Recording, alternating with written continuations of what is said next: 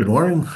Good morning. Good morning. Barry Jones with SP History, and we have reached the series finale, the last episode, episode 14, with one caveat, and that is I mentioned in episode 13 that I had received from some of my listeners some additional sources to look at. So I will do that, and if there is sufficient material to warrant a new episode, a 15th episode, an addendum to my 14 episodes, I will include that as well. It's just going to take me some time to go through that material. Uh, so, anyway, uh, as far as my material is concerned, this is the series finale. Here are my sources. I'll be scrolling through those as we introduce series or episode 14. Episode 14 is like all of my series finales with respect to talking about JFK, RFK, MLK, and or Malcolm X and the future of Fred Hampton. I will always try to bring it back to the larger context and show similarities among the four to establish a pattern. That is really what interests me in all of this, more so than the intricate details of each, is the pattern when you consider all four.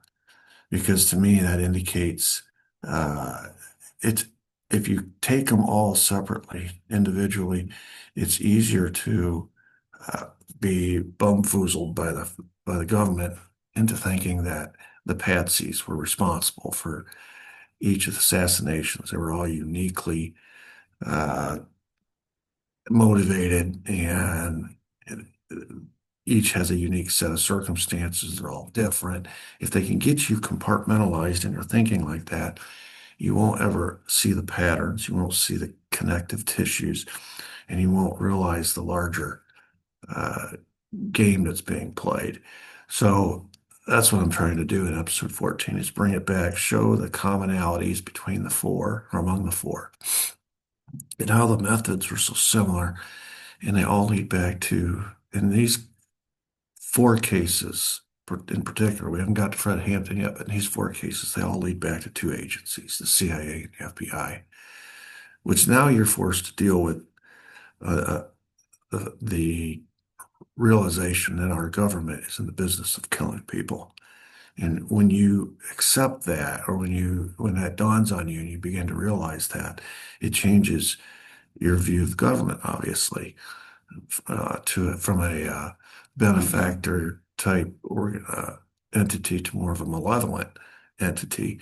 It also changes your view of the news and what you're being told, because in all four of these cases, we were lied to, and who was doing the lying, and wasn't just the media. It was the government also feeding the media. And of course, the media in all four cases protected the government. So that's another revelation.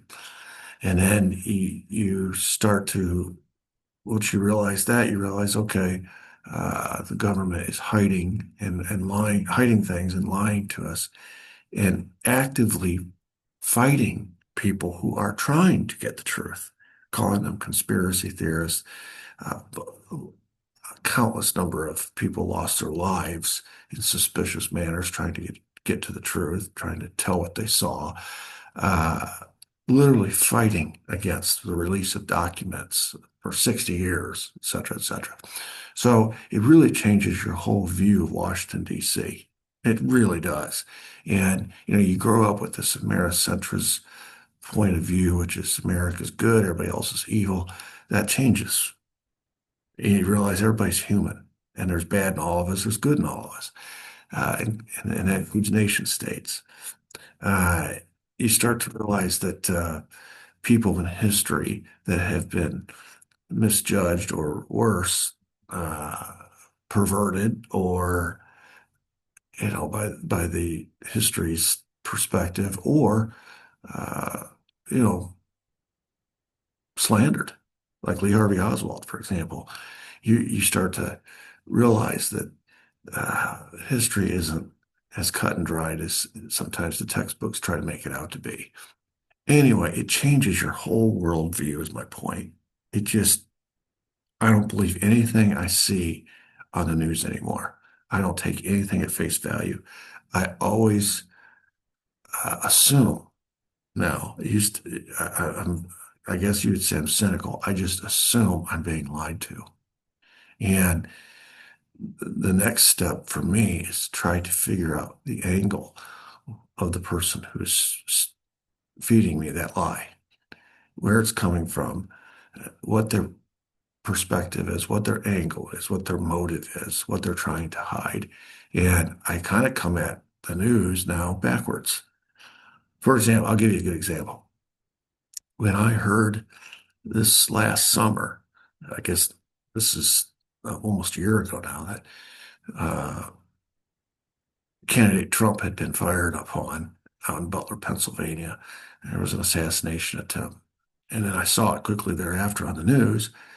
Everything I was told, none of it fit because of this paradigm I now have, having studied all these other assassinations. I recognized immediately some of the same tropes being trotted out, some of the same lines, the same methods being used, the same pattern. And I automatically went to a different place. I just assumed I was being lied to. And drip, drip, drip over time. This still hasn't been completely resolved yet because we still don't know a lot of details. But just following my sources that I have, um, pretty quickly established that yes, this was all contrived. Everything we were being told was later rebutted by either evidence or by witnesses, and seemingly every day the story was changing. And so it's really influenced the way I view the news. Another scenario would be the Ukraine war. And I mean, there was this rush to judgment. Everyone's got Ukraine flags in their avatars on Facebook, etc., Twitter, whatever. And everyone's sympathetic to Ukraine. Vladimir Putin's the devil. And we're the good guys trying to help the good guys. That's the narrative until you start to get beneath the surface and study it. And you realize, uh, A, Ukraine is not necessarily a good guy. B, Putin is not necessarily the bad guy. And C, America is not necessarily a bystander just trying to come in and help somebody. So it's just when you study these things, your eyes get opened and the scales come off. And some folks and I don't blame you. I don't blame people that don't want the scales to come off, who don't want their eyes open. It's easier just to believe what you're told. It's easier just to be a consumer of anything the government says to you. Somebody just accepts it, receives it, like a child accepts it, a pacifier. I, it's that's the easy approach, right? No one's going to look at you with a side eye. No one's going to think you're a conspiracy theorist. So they're not going to give you some pejorative label. Uh, it's just easy. But here's what I've discovered. I got into this kicking and screaming. I'll be honest with you. I didn't want to be one of those people either. But I did want to teach my students the truth and at least give them something to think about. And so that's how it started. And what I found was that as I got into it deeper and deeper, I realized that it wasn't just unique to one topic. This uh, yellow press or this uh, censored view of history or the misinformation or disinformation that we just regurgitate. It wasn't unique to the JFK assassination. It's literally in just about wherever humanity is, wherever humans are, there's going to be two sides. There's going to be what actually happened, and there's going to be those that are in power that are going to try to shape the story or the narrative to their advantage. And sometimes it's a little lie, sometimes it's a big lie, but they're all lies, nonetheless, whether they're big or small. So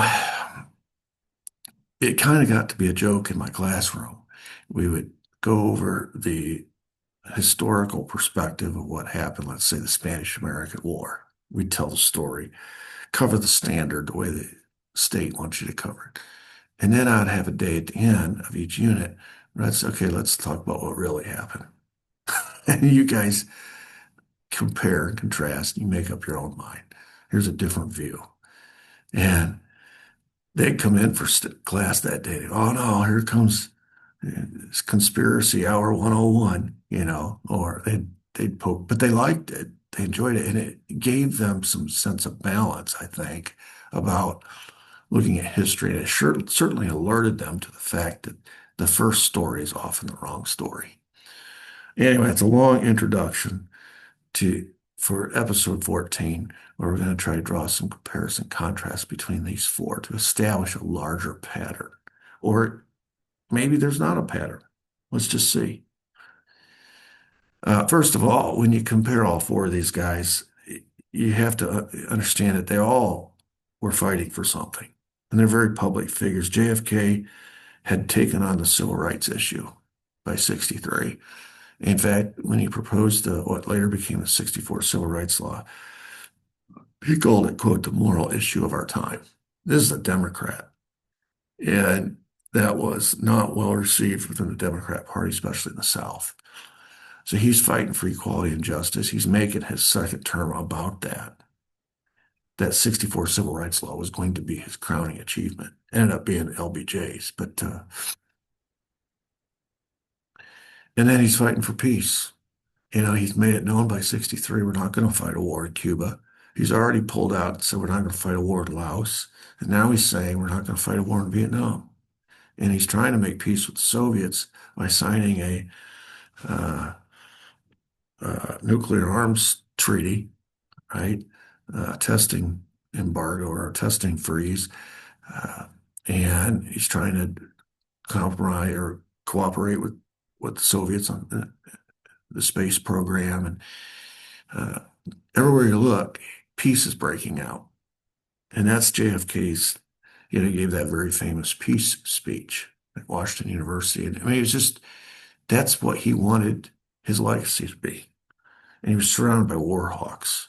He's surrounded by people who want war. Malcolm X was fighting, and of course, I just put him in chronological order. So JFK was 63, Malcolm X is 65, fighting for equality and justice. This is the third dispensation of Malcolm X. He's uniting Africans from around the globe. He's attacking the root cause, in his view, of racism, which in his view is capitalism. He's aligning himself with socialist revolutions and socialist revolutionaries. He's embarrassing the U.S. by bringing attention to their civil rights hypocrisy and their racial disharmony at the UN. Fighting for equality and justice in a manner that is coming from a different place than it did earlier in his life when he was full of anger and hatred and rage. Now he's willing to work with anybody for equality and justice. And that's when he became a threat. MLK in 68, obviously fighting for equality and justice, but now he's been doing that, and the FBI has been surveilling him for years, but now he's also fighting for peace. He's starting a Poor People's March, a campaign to unite poor whites and poor blacks against the Vietnam War. That's when he became a threat. RFK, fighting for equality and justice, reaching out across the racial divide to Martin Luther King, but also to Cesar Chavez and the Latino community, especially out in California, Southwest America, southwestern part of the United States. And he's also himself fighting for peace as the anti-war candidate in 1968. That's when he became a threat. So all of these guys were fighting for something noble. But when you're fighting against something, it means somebody's fighting against you. And it's a zero-sum game. You either win or you lose. JFK is set up to win because he's already president. Presidents get to set foreign policy. He had to be taken out. He was going to win re-election in 64. Malcolm X was winning because he as I said, was no longer just a Nation of Islam rabble rouser. He was uniting the world. He was threatening to go to the UN. He was winning. Uh, he was becoming that black messiah J. Edgar Hoover had always been concerned about. MLK, 3 years later, same thing, becoming that black messiah in Malcolm X's absence, now fighting to unite poor whites and poor blacks against the war. That's when he became a threat. And RFK, uh, probably going to be the winner of the 68 election. Again, president set foreign policy. He's already come out against the Vietnam War. So in a zero-sum game, uh, the COINTELPRO tactics of discrediting and surveilling and infiltrating and rat fucking, all these sorts of things are great if they work. But if they don't work, you always have assassination in your tool chest because in a zero-sum game, you cannot allow RFK to win 68. You cannot allow JFK to win re-election in 64. You cannot allow Martin Luther King to bring the Poor People's Campaign to Washington, camp out to Washington Monument, and not leave. These are whites and blacks until the war is over. You can't allow him to be first black president. You can't allow Malcolm X to go to the UN and charge the United States with genocide and using as its example. If you can interfere, talk about the United States, in the Congo on behalf of these white nuns, that whole fabricated story, then why can't we intervene on our people's behalf in Mississippi when you're killing Mississippians?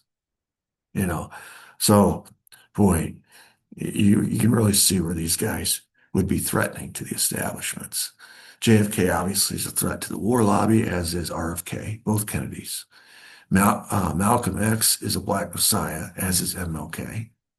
J. Edgar Hoover has already said we can't allow that to happen. Of course, MLK has the added distinction of coming out against the Vietnam War himself, so he also has the war lobby. They have very powerful enemies. And they have a base of support. JFK, as I mentioned, is going to win the 64 re-elect. Malcolm X is now, uh, he's left the Nation of Islam in the dust. He's left Elijah Muhammad in the dust. He's become a world human rights leader. MLK is rapidly becoming a leader of the poor whites as well as the poor blacks. And there was fear that he could become our first black president with that kind of a base of support. And RFK is going to win 68. Two of these guys are going to be president for sure. One might be, and a third is becoming a world leader. So, you know, they have a base of support. The other thing that unites them is they all have tremendous speaking talent. JFK, I think sometimes underappreciated as a public speaker. He gave some really good speeches, and the peace speech I referenced earlier, we all cherish our children's futures. We all breathe the same air, blah, blah, blah. This was a message to two audiences. This is a message to a domestic audience about how the Russians are not the boogeyman that we've been led to believe. It's a lesson. It's a message also to Khrushchev and the Russians that we acknowledge the fact that you're just like us. And we have the same ambitions that you have, the same dreams that you have. Anyway, JFK gave some great speeches. Everybody remembers his inaugural address: ask not what you can do for your country can do for you, ask what you can do for your country. He had an ability to connect with two audiences simultaneously. The adult population, which was looking for a new direction after Eisenhower, which is why we transitioned from our oldest president to our youngest, but also the younger generation, which, though he was kind of in the middle, wasn't representative of the baby boomers themselves. They claimed him because he was so young. He was closer in age to them. And so he hit a broad cross-section of the American electorate. And he was just a tremendous speaker, very aspirational, also very self-deprecating, funny, especially in press conference settings. He was a very funny guy. but he didn't take himself too seriously and good with a quip, had good relations with the press. Malcolm X was just one of these inspirational speakers that you'd walk out and you'd want to run through a wall. He's been a great Vince Lombardi type coach. He was that kind of the passion and the intensity. Who can forget the ballot or the bullet speech in Detroit? MLK, I don't have to say anything about MLK. Everybody knows MLK, and I have a dream, but he gave a lot of other very important speeches as well.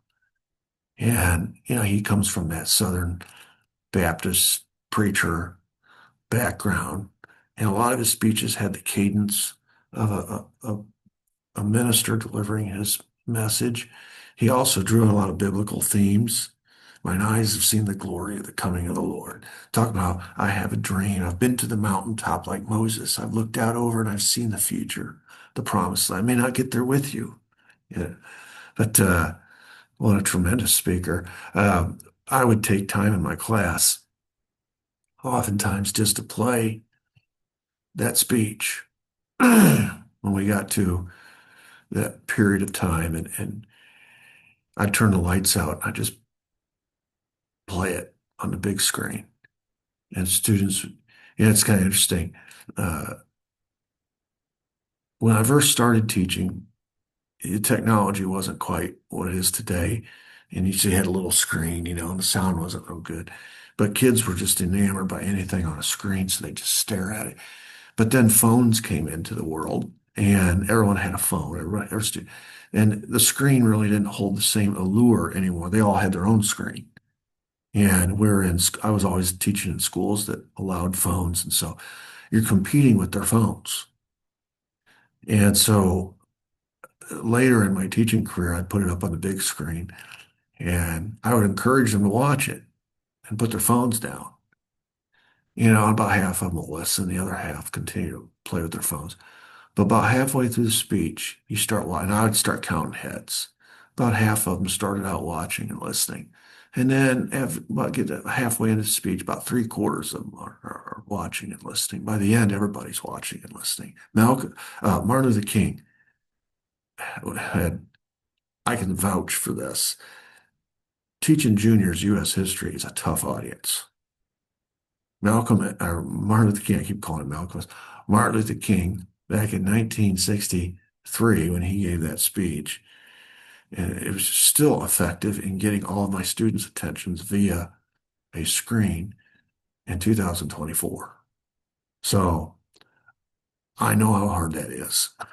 So I give him a lot of credit. And then, of course, RFK. Uh, RFK had put more in the category of Malcolm X. He was more of an intense, passionate guy, uh, not the orator that Martin Luther King was.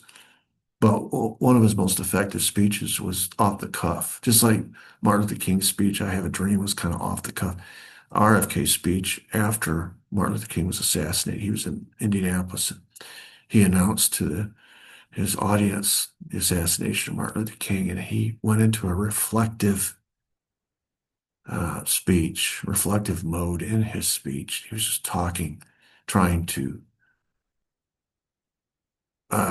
calmly talk through it as they processed what they just heard. And Indianapolis was one of the few big cities that didn't burn that night. All the big cities across the country, people came out and protested and rioted and burned, but not in Indianapolis, where Robert F. Kennedy spoke. He kept the peace there, and some of his best speeches had to do with his support of Cesar Chavez and the farm workers out west, and he really had an affinity for the little guy. It's kind of ironic, how some of these Kennedys, for example, and their connection to the downtrodden. That we all know the advantages they grew up with, went to the best schools, lived in opulent wealth, in mansions, and they came from this family. They had all the advantages, but somehow they connected with, JFK when he was campaigning during the primary, Democrat primary in 60 out in West Virginia. He just connected with all the coal miners, the poor people of Appalachia. He'd sit on their porch with them. He just had the ability to connect. And RFK was the same way, always taking up for the little guy. So they're compelling in their order skills. Now, none of them are perfect. They all had things in their personal life. JFK, probably the most famous. He was had a voracious sexual appetite. We're learning now, because it was almost unnatural, and we're learning now the extent to which he was doped up, the medications that he was taking on a daily basis. He had this doctor who was basically giving him meth. And if you know anything about meth, the whole purpose was he had back pain, he had Addison's disease. I mean, he never expected to live long because he had poor health. So to keep him going in a highly stressful job, his doctor started. This is before we knew what meth was. He kind of concocted it himself. The FBI director knew what it was. He knew exactly what JFK was taking. Anyway, Dr. Feelgood, his doctor, was giving him meth. And if you know anything about, the Germans gave their soldiers meth because you don't have to eat very much. You're not hungry. You'll go all day. Your energy, you have a seemingly unlimited supply of energy. You don't feel pain. You'll run headlong into danger because you don't recognize or feel pain. Um, and, they were having a tough time feeding their soldiers. They were having a tough time towards the end of the war staffing their army. And they were having to uh, do it with older soldiers or younger soldiers. And so they gave them meth to try to even out the score. And that's what they're feeding JFK.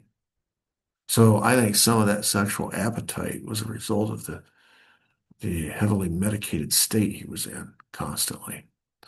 I can't prove that, but that's a kind of a new theory that I have about, and it's not mine. I've seen it in other places, but you just don't know with these men in these positions, especially back then when everything was so closeted, cloak and dagger. You just don't know what might be influencing that behavior. In his case, it was drugs. Malcolm X had a temper, and we've seen the anger and hostility of his younger life when he was in a life of crime, and then he came out, Nation of Islam, and he channeled it into hating the white man, want revenge, and boy, he could rally the troops. And if he had ever gotten control over the Nation of Islam, that paramilitary arm would have been used. I'm pretty sure. Fortunately for him and for all of us, he had a second conversion. But it didn't, it still came out when they bombed his house. He had a temper. And sometimes he would overreact, like when JFK was assassinated. He his anger and hostility towards the white man came out, and he said some things that got him in some trouble. So this was one of the things the Nation of Islam thought that they could get him if they bothered him and harassed him with constant, unending phone calls, threatening phone calls to his house, bothered his family, harassed his family. He would snap and he would lose it because they knew his personality. And he wasn't tempted by all the vices, so far as I know, that JFK was, or even MLK was. MLK had some personal demons with respect to women and things of that nature. And of course, J. Edgar Hoover was hip to it because he was surveilling him. He used it to blackmail him. And RFK had some personal demons. That's the one a lot of people don't know about. RFK had, he's Catholic, had a big Catholic family, and he was always cleaning up his brother's messes. But turned out he had some messes of his own. He sure did. And just one case in point, I'll probably do a series on this someday. But just research a little bit about his relationship with Marilyn Monroe. And she wasn't the only one, but he had some personal demons as well. And he sort of had some of the same traits that Malcolm X did with a temper. He could fly off the handle. He did. You watch some of those McClellan hearings where he's going after mobsters or especially Jimmy Hoffa. Boy, Jimmy Hoffa pushed his buttons, and he pushed Jimmy Hoffa's buttons. Those two, I would have paid money to see RFK and Jimmy Hoffa in a cage match. So none of these guys are perfect. They're human, and that's fine. Uh, One of the things that united them also is they were confrontational in their own way. They were willing to confront evil or confront their enemies. JFK, after Bay of Pigs, says, I want to splinter the CIA into 1,000 pieces. And then he went about doing that. He fired the top three guys. He took away their funding, a bunch of their funding. Took away a bunch of their covert responsibilities or powers and gave them to the Joint Chiefs, which means now he's over it. He went after the CIA. It's one of the reasons why the CIA returned the favor. Malcolm X, there wasn't a compromising bone in his body. He was confrontational down to his core, and that came from his parents, but also his life experiences. He had to learn to tone it down. He didn't have to learn to turn it up. Martin Luther King, confrontational against the white system, but he was strategic, right? He wasn't a loose cannon. He said, we're going to do it the Gandhi way, non-confrontation or non-violent, non-cooperation. And then he was confronting the war lobby in his opposition to the Vietnam War, speaking out vociferously against the Vietnam War, as was RFK. RFK took on organized crime. You're talking about these people and these entities that these folks are taking on, all are very dangerous to their health. A president takes on the CIA at his own peril. Malcolm X takes on the white system. Martin Luther King takes on the white system at his own peril, at their own peril. And you add the war lobby to Martin Luther King, and you can see why he became a threat. RFK took on the war lobby in his opposition to the Vietnam War. But before that, he cut his teeth on going after the mob. It's probably why his brother got assassinated. Part of the reason. And I mean, his own daddy was distraught because, his daddy had all kinds of organized crime ties. That's how he made all his money in bootlegging. And he and Frank Costello go way back. So his own daddy said, listen, Bobby, you need to cut this out. They sent messages. Sam Giancana sent messages to Hyannisport in the form of a Frank Sinatra. He was their message boy. He said, you better tell your son to cool it. We made a deal here. Get your other boy elected to president. We made a deal. RFK just plowed ahead. Just plowed ahead. So they were confrontational. They were fearless. In the closing days of JFK's life, he was literally being stalked by assassins from city to city. And of course, he knew. There was a plot against him in D.C. in the summer. There was a plot against him on November 2nd in Chicago. There was two plots on the same day against him in Miami. There was a plot against him in Tampa. And then, of course, there was a plot in Dallas. He was being stalked. He couldn't go anywhere. He couldn't even go to Palm Beach, the family compound, to relax for a weekend because the Cubans followed him there, rented a house across the street, blasted Cuban music at him all weekend. He couldn't go anywhere. It wasn't safe. Malcolm X, we've talked a lot about all of the threats against his life. He's sitting at the king's table in Egypt, eating with the king of Egypt being poisoned. His house with his wife and kids bombed the week before he was eventually assassinated. People are chasing his cars, and he couldn't go anywhere. And what was a revelatory moment for him was when he returned from that trip from France, where they wouldn't let him into France, and he told a carload of OAAU supporters that, hey, I think my problems aren't just Chicago. I think I'm having a problem with Washington too. MLK, there are multiple attempts on his, that Birmingham bombing, which killed those little girls in Sunday school class. It was meant for him. It was meant for him. Yeah, yeah. So th- that's why he had all those bodyguards in Memphis that disappeared when the police uh, took him away. But uh, he was always under threat. And RFK from the time JFK, his brother, died in 63, knew that the same people that killed his brother would kill him if he dared follow the same route that his brother took, which was to run for president. When he declared, he was hesitant. As long as LBJ was in the race, he was hesitant. Well, once LBJ dropped out, he declared from that moment on, he knew he was a targeted man. Uh, Jackie told him, don't do it. And that's another thing, he and Jackie and their relationship. But anyway, Jackie told him, don't do it. Same thing happened to Jack's going to happen to you. Everybody knew it. And because he was part of the administration, you know, Carlos Marcello on wiretaps said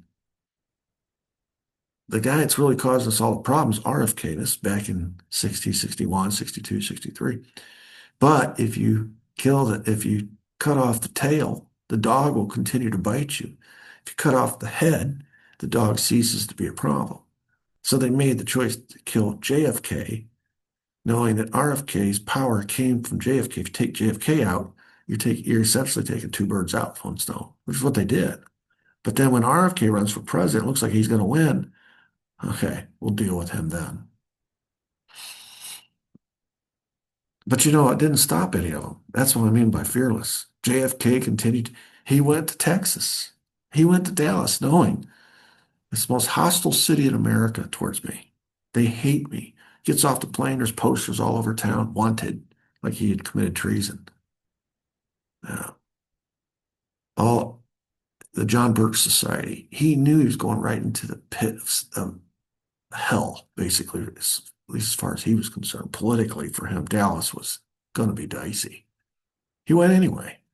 Malcolm X refused security provisions constantly. Remember, on the day he was assassinated, he told all his folks at the door at the Audubon, don't search anybody.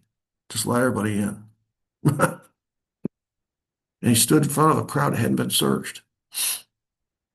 MLK came to Memphis, you know, was fixing to go to Washington, which was really something that, just like the Washington establishment, did not want Malcolm X to go to the UN. They did not want MLK to bring all these poor people, white and black, to Washington. It was going to be embarrassing. He was going anyway. RFK, fearless, never stopped going after and pursuing and then going to these places, campaigning. His security apparatus was just haphazard at best. He had a former football player, he had a former Olympic athlete, and it was so haphazard. An interloper arrived and infiltrated the security detail and ended up assassinating him. But he never stopped going out there. These guys are fearless. All these four are capable of growth. JFK came into the White House. I mean, I could talk all day about JFK's growth, but he was not a civil rights crusader in 60. By 63, he was. He'd experienced what happened at Ole Miss at James Meredith. He had experienced what happened with the Freedom Riders. He had experience now. And his moral sense of right and wrong, uh, he kept coming down on the side of the civil rights people and determined that in 64 that was going to be his emphasis. Malcolm X, post second conversion in Hajj after the trip to Mecca, he became a changed man. I can't describe it. I went on for several episodes talking about a second conversion.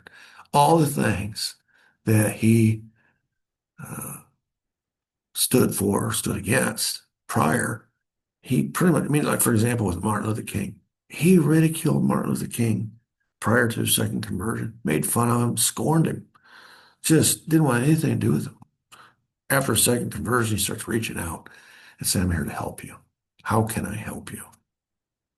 Instead of being exclusionary, not working with anybody, now he's trying to unite factions and groups and Africans from around the world, even white people whom he hated prior and blamed for all of black man's problems. He was capable of growth. Martin Luther King uh, transitioned from a small-time civil rights leader down the South, Birmingham mainly, to this human rights leader nationwide and this anti-war leader that was crossing the racial divide and bringing whites, poor whites, into this new coalition. Growth. RFK, from a civil rights proponent to a human rights crusader, much similar to Malcolm X. Growth, you know. So that's they're not static in their leadership. They're capable of growth. And so you never really know if you can't control people that are capable of growth. People that stand still and never move, never change their views on anything, they're pretty easy to control because what you see is what you get now, and what you see is still what you get 20 years from now. But none of these guys were the same 20 years after you first introduced to them. They all are capable of change. So they became big targets. JFK was obviously, I go through five conspirators that were involved in the assassination of JFK. Obviously, the CIA, who sometimes gets lumped in with the deep state and the military. I kind of put them all in there together. Organized crime was involved. The Cubans were involved. LBJ was involved. So what's that? That's one, two, three, four. And then let's see, I left one out. CIA, organized crime, Cubans, LBJ. And the fifth one was the Secret Service. I didn't put the Secret Service in this list specifically because they weren't targeting him. They were just complicit in the conspiracy by removing his security. And he hadn't really done anything to them to warrant them wanting to kill him. But some of the leaders in Secret Service were corrupted and went along with it. They didn't stop it. I put the FBI and Hoover in there as well because Hoover personally hated JFK because he was trying to retire him. And so, and he hated his brother, RFK, as well. And so the FBI knew in advance that JFK was going to be killed. They knew all the details. I did several episodes on warnings that the FBI knew. They had wiretaps from organized crime figures. They had information from informants. Lee Harvey Oswald, for example, was an informant for the FBI. He warned them about Chicago, tried to warn them again in Dallas. They had all kinds of advance notice that JFK was going to be assassinated, and let it happen, and then afterwards went along with the cover-up. So though it wasn't for its own reasons targeting JFK, it was part of the targeting. Sure went along, made it possible. For example, all the evidence that the Warren Commission examined came straight from the FBI, and the FBI made sure all the evidence they gave the Warren Commission implicated Lee Harvey Oswald and supported the government narrative. Malcolm X was targeted by the FBI COINTELPRO, which is Hoover. And of course, they had their hooks in the NYPD through Bossie. And then, of course, you can't exclude the fact that he was also targeted by the Nation of Islam. I mean, after all, the five perpetrators were all Nation of Islam members. They were used by the FBI, but they were all ultimately Nation of Islam members. MLK was targeted by FBI COINTELPRO again, and they used the Dixie Mafia. And RFK was targeted by organized crime because they'd gone after Jimmy Hoffa especially, and the CIA, which infiltrated his security detail with Dane Eugene Caesar, one of theirs. LBJ, who is on the record swearing that one day he was going to get that son of a bitch, RFK. He hated RFK. And of course, LBJ's best friend is Hoover, yeah, and he runs the FBI. So in all of these, I don't have time to go into all of the ways in which they were targeted by these different institutions and entities and people, but I did series on them. I did a bunch of stuff on JFK, and we're concluding the Malcolm X series where I talked a lot about the FBI and Bossie. I did a whole series on MLK where I talk a lot about the FBI and the Dixie Mafia, and I did a series on RFK. We talk a lot about the organized crime element, and the way they participated in the conspiracy against RFK was they got in there and pro provided the legal system. They provide the legal counsel for the patsy, just like they did in JFK's case. With same thing when Jack Ruby needed a lawyer. Ooh, here comes a mob lawyer. RFK, our Sirhan needs a lawyer. Here comes a mob lawyer. They always uh, arrive just in time to infiltrate the whole legal process with their guy. All right. All four of these were in the process of exposing U.S. hypocrisy. JFK was exposing this made up, sort of contrived narrative that the Soviets were lacking in humanity and they were trying to take over the world. And it was our job to act as a buffer to stop their expansion. We made them out to be these boogeymen that they weren't. And he was exposing that. No, in a speech, he says, no, they're just like us. We all breathe the same air. We all have the same dreams, et cetera, et cetera. He was also exposing the civil rights hypocrisy when he intervened, like in the Freedom Riders and in James Meredith's case. And then when he proposed that civil rights legislation, making it the moral issue of our time, he was taking a stand saying, you know, we call ourselves a free country. We call ourselves we have all these beliefs about our system and our country being superior. But at the same time, we allow this. And he's calling out the hypocrisy. Malcolm X called out the hypocrisy constantly, and he was prepared to do it at the UN. And transitioned from a civil rights hypocrisy to a human rights hypocrisy. But Malcolm X never stopped calling it out.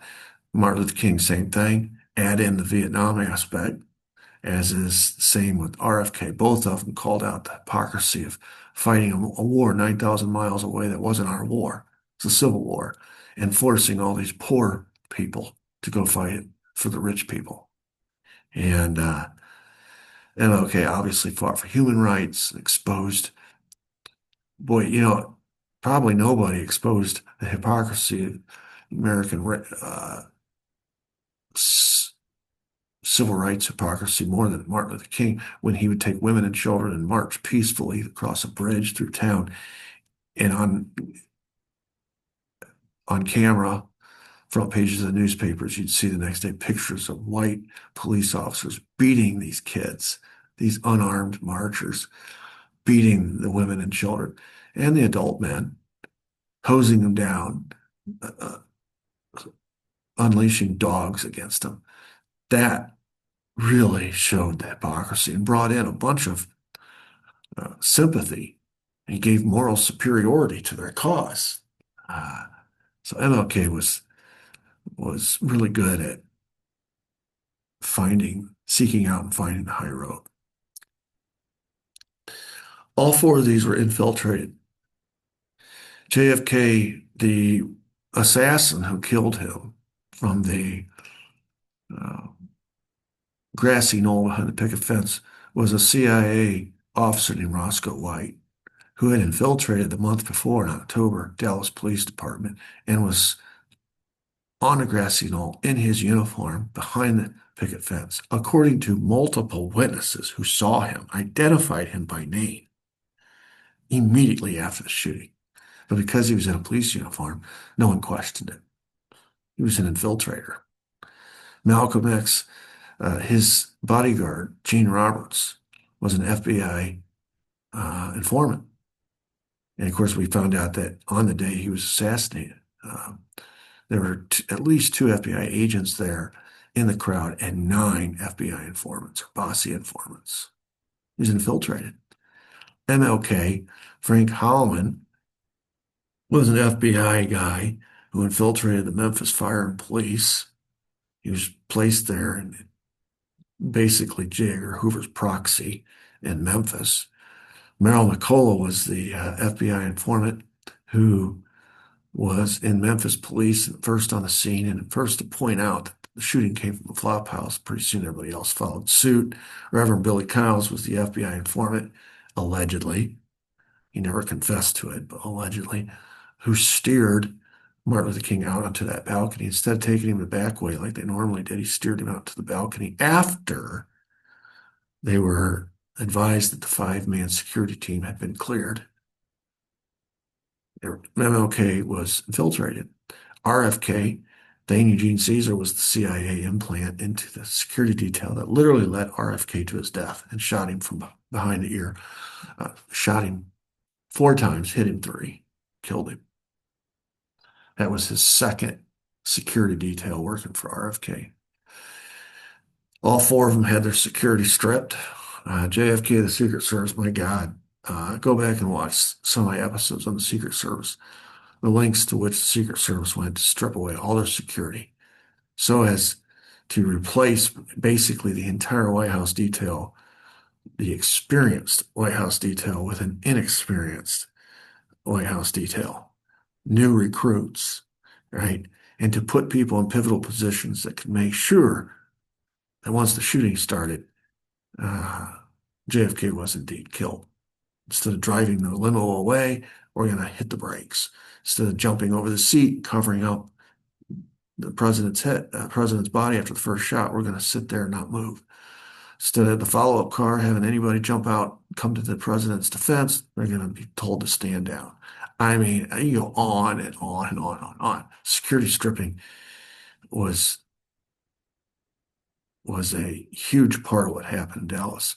Malcolm X, we talked about the Raymond Wood story and how two of his most trusted bodyguards were arrested on a pretext 5 days prior to the event.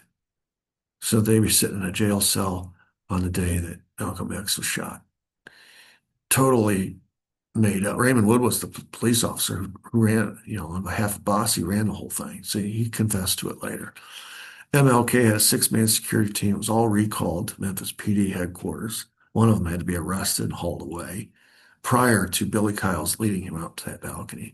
And RFK, obviously, his security was stripped by an infiltration. When you have the assassin leading you by the arm into the pantry where you're going to be shot, you literally have no security. All four of these assassinations involve patsies, people set up to take the fall, diversions, right? JFK, the patsy was Lee Harvey Oswald. Malcolm X, the patsy was the Nation of Islam, the Harlem Mosque. MLK, the patsy was James Earl Ray, and RFK, the patsy was Sirhan Sirhan. I don't have time to go into all the reasons why we now know those were patsies, but I've covered it before in all my series. And all four of them involved diversions. The first shot, and this is classic intelligence tactic. First shot comes from over here, get everybody's attention. The kill shot comes from over. Texas School Book Depository was the diversion at Dallas. Kill shot came from the grassy knoll. Malcolm X, the two plotters in the back of the hallway. One has an argument about an alleged pickpocket, and the other throws a smoke bomb. Everybody's looking at the back. The three guys in the front rush up to the stage and start shooting Malcolm X. MLK, the diversion is the rooming house while the shot was taken from the bushes. RFK, the diversion is Sirhan Sirhan. Everybody's looking at Sirhan, who's coming at RFK in the pantry, shooting it in his direction, never hitting, while the kill shot came from behind by Dane Eugene Caesar. Diversion. And all four of them involved cover-ups, and not just cover-ups by the locals. These are federal cover-ups. These cover-ups coming out of Washington, which tells you where the hit originated from. the FBI covered up yeah, only the evidence the Warren Commission ever saw was whatever evidence Hoover wanted them to see. And so, and then of course the CIA, they conveniently had Alan Dulles placed on the Warren Commission. He was the sort of the filter for anything that might be, for example, Jack Ruby. It was Alan Dulles who ordered before they go down and interrogate Jack Ruby, it was Alan Dulles who ordered Lloyd or Jolly West, the MK Ultra doctor, to go see him prior, and he knew that Jolly West's expertise was in creating temporary insanity in his subjects, and he just published a paper on it. So, sure enough, Jolly West goes, and they have this unsupervised visit. Him and Jack Ruby. He comes out and announces to the press, Jack Ruby has had a psychotic break with reality. That's exactly when Alan Dulles loads up the Warren Commission airplane, goes down to Dallas to interview Jack Ruby, and announces later nothing of value was produced by this witness because he was a blathering idiot after Jolly West got through with him. And that's what got into the Warren Commission report. They didn't want any information, Jack Ruby. So it's part of the cover up. Uh, Malcolm X, we know it was the FBI withheld documents that steered everybody in the direction of Harlem and Thomas Johnson, Norman Butler to protect William Bradley and the Newark Mosque. Act right in their reports said if the NYPD doesn't come up with this information or this evidence on their own, we're not giving it to them. It was a big cover up. MLK, same thing, FBI. Um, I went into a lot of detail about how them and the Memphis PD covered up evidence that was exculpatory to James Earl Ray and completely covered up the fact that the shooting came from the bushes or that there was a sniper team in the firehouse. Uh, this kind of evidence, and then, uh, well, is the FBI in charge of the cover up there? Because the FBI killed him.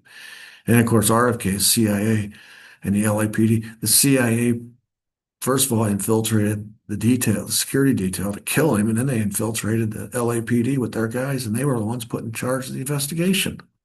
Just over and over again, that's what you see, the Fox Garden Hen House. The CIA killed JFK. So who's running the investigation afterwards? Alan Dulles, former head of the CIA. Uh, the FBI killed Malcolm X. Who's running the investigation? Hoover, the FBI. The FBI killed MLK. Who's running the investigation? It's the FBI. Hoover again. Um, and then RFK is killed by the CIA. And it's the CIA guys in the LAPD that run the investigation. They don't leave anything to chance. It's not like they send somebody to go do it and then they leave them to twist and hang in the breeze. No, they arrange for the investigation afterwards and the legal process afterwards to be corrupted as well. And that's what I mean by the rigged trials. All four of these involve rigged trials. Obviously, in JFK's case, the rigging of the trial was that they killed Oswald. That would have been the trial of the century. But if you kill him, there's no trial. And then the Ruby plea and all of their monkeying around with Ruby, they send a mob lawyer to Ruby, and he pleads guilty by reason of insanity, and you know, none of these guys got fair representation. Think about Malcolm X, the guys I just mentioned, Butler and Johnson. All the exculpatory evidence was withheld by the FBI so that Butler and Johnson would be convicted as patsies, basically, while Bradley and the other four got away, or other three got away. MLK, again, another lawyer that forces his client to plead guilty with the promise that he'll help pay for his second trial. He promised him, oh, you'll get a second trial, but in this first trial, my health isn't good enough. The judge not going to let you change lawyers, so you're just going to have to plead guilty this time and then plead not guilty your second trial. Of course, he never got a retrial. And then RFK, you got a coerced confession again by another mob lawyer. Uh, and then that trumped all the physical evidence. The physical evidence said, according to the autopsy, that the fatal shot came from behind. Sirhan was never behind it. I can go on and on about how the evidence showed that it couldn't have been Sirhan, but the confession was key there. And of course, he tried to get out of the confession after he realized he'd been duped, but the judge wouldn't let him. He's still rotting in a jail cell out in California. Rigged trials. I mentioned this already. The investigation, all these cases are by the perps. JFK's investigation is run by the FBI and the CIA. Completely conflicted because the FBI knew in advance, covered up everything the CIA did. And you know, Hoover, you think about his motive. Would I rather have JFK as president who's going to fire me, or LBJ, my best friend, is going to make me FBI director for life? Huh, that's an easy call. Malcolm X, the investigation was by the FBI and NYPD, both of whom had been involved in all the surveillance and infiltration. And MLK by the FBI and Memphis PD. When you say Memphis PD, might as well be the FBI because it was Frank Holloman. And RFK was the CIA, as we already talked. The LAPD had two CIA officers who had experience in uh, in these sorts of covert ops who are now running this part of the investigative bureau. They were in charge of the investigation. And then in all four cases, you have funny things with the gun evidence. JFK, the original gun found in the Texas School depository was a German Mauser. That's documented. And then after they searched Oswald's house or Ruth Payne's garage, they changed it to a Mannlicher Carcano because that's what uh, the record said that Oswald owned. Malcolm X, they said he was the sawed-off shotgun. You just didn't hear anything about that anymore. You know, that just sort of disappeared, even though that's the guy who killed him. And that autopsy said it was all the pellets from the sawed-off shotgun. And the 45 and the Luger, the guy who went to jail and ended up paying the ultimate, the price as the acknowledged assailant was Tommy Taylor or Thomas Hagen, whichever name you want to. He was carrying either the 45 or the Luger. I don't remember. I think he had the 45. And when Norman Butler and Thomas Johnson got exonerated, the question was, well, who shot the sawed-off shotgun? Who shot the Luger? If they were exonerated, we know there was a sawed-off shotgun and a Luger. The guy who shot the 45, he paid his debt. We caught him, and the government just it's like they didn't exist anymore. They didn't care. Johnson was the guy they originally said was firing the sawed-off shotgun, knowing it wasn't him. And when he got exonerated, they didn't replace him with anybody else. So it was like those two guns didn't happen. MLK, they said the fatal shot came from a Remington game master, and Judge Joe Brown completely blew that theory apart when he examined the evidence. He said, no, it was an M21. It was a government issue, military style M21. It wasn't a Remington game master, but it had to be the Remington game master, right? Because that's the one that was in the duffel that they found out front, that little store next to the flop house. And of course, that's the one that James Earl Ray bought a couple days earlier. RFK, they got confused, and it wasn't confusion, but it was just handy that Sirhan was firing with a 22, and Thane Eugene Caesar killed him with a 22. So it was easy to substitute, or when Thane Eugene Caesar admitted to having a gun, a service rifle. He was part of the security detail, but it was I think it was a it was a different kind of gun. It wasn't a 22. That's the one he admitted to. He didn't admit to the fact he had a 22, probably strapped to his leg, right? Somewhere on his body. They never took it. They never saw it. They never examined it. They didn't find out till years later he actually had one, and that he had sold it several months after the assassination. Of course, he lied about it. He said, no, I sold it before. They went to the guy, the buyer. He said, "No, I got a receipt right here. He bought it afterwards." And he said when I bought it that he had been involved in a police shooting. But because Sirhan shot 22, and RFK was killed by a 22, they said, well, it had to be Sirhan's because Thane Eugene Caesar says he didn't have a 22. Found out later he did. He lied every step of the way. And so, and of course, the physical evidence that they cared to even count bullets. Sirhan only had, I think, 8 bullets in his chamber, and there was like 13 bullets. So it's clear it had to be another 22. It was Thane Eugene Caesar's. No matter. It's disappeared. All of the patsies declared their innocence in each one of these cases. I mean, famously, Lee Harvey Oswald said, "I'm just a patsy." And it was interesting, when you use that word, a lot of people didn't know what that meant. It was mostly a organized crime term. It comes from Sicily. I think it's patsio or passo, which means kind of a dupe or an idiot who gets set up. And it was pretty commonly used in organized crime and intelligence circles. But Joe the plumber off the street, America didn't know what it meant. A lot of people had to go.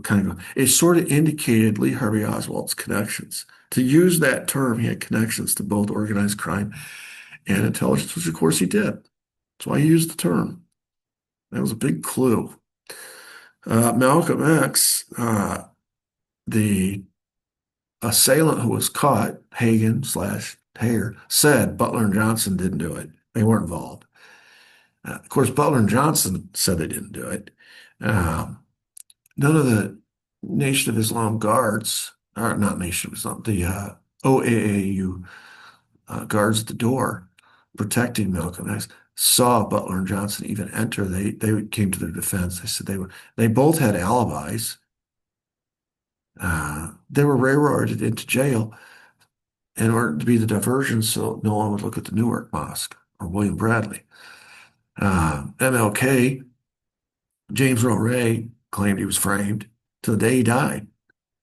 And in fact, a Memphis jury in a civil case agreed with him unanimously. And even the Martin Luther King family agreed with him. The RFK Sirhan said his confession was coerced and to this day can't remember anything. So they tell him, well, if you want to get parole, you got to give him credit, at least on principle. He refuses to come out and say he's sorry. He regrets what happened because he has no memory of it. He said, how can I be sorry for something? How can I acknowledge I did it if I don't even remember it? And of course, we all know it's because of the MK Ultra. He was drugged. He was hypnotized. He was there as one of these MK Ultra. He was, the whole thing was coerced, or not coerced, but forget the term for it. It's he was set up to do this, to carry out this hit, and not have any recollection of it afterwards. It's through hypnosis, and I went into a pretty detailed explanation how that worked. And then afterwards, it went absent any memory of it. He was basically a blank slate. Whatever his attorney told him to do, he did. So he confessed, and then he realized later I shouldn't have because all the physical evidence clears me. So, as I said, he's still out in jail. So the reason I like to show these common details is because it indicates a pattern and it shows how the methods don't change. They use the same methods. They set up the patsy in advance. They create these cover stories to drop afterwards. They clear the field of fire of anybody if they don't need collateral damage, right? They get the ballistics in line in order and secure the weapons to match whatever weapon that the patsy might own or have or whatever. They put it all, they get it all arranged in advance, up to and including the investigation afterwards. They make sure the right people are doing the investigating, and then the right lawyers are assigned to the patsies, and the right judge hears the case, and then the media just falls in line, and that's what makes it into the history books. James Earl Ray killed Martin Luther King. And it's the biggest bunch of baloney. Sirhan killed.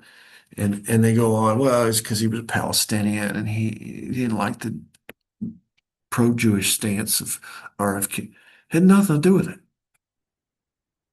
It all goes back to the fact that Martin Luther King was becoming a threat to the establishment in Washington because he was becoming a black messiah, and he was starting to make inroads in protesting the Vietnam War by bringing in poor whites into the coalition.